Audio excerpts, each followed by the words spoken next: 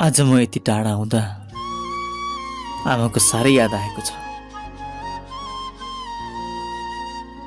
पहिला सँगै हुँदा त्यस्तो केही पनि लाग्थेन, तर टाढा हुँदा बल्ल महत्त्व बुझ्ने रहेछ।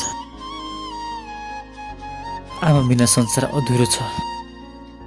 आमा भनेको माया, त्याग र सहनशीलताको अर्को नाम हो।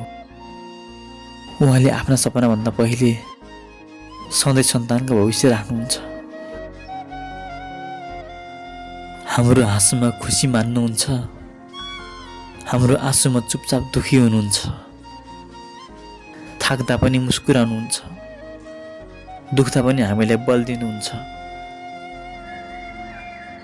संसार जे भए पनि आमाको काख सबैभन्दा सुरक्षित ठाउँ हो।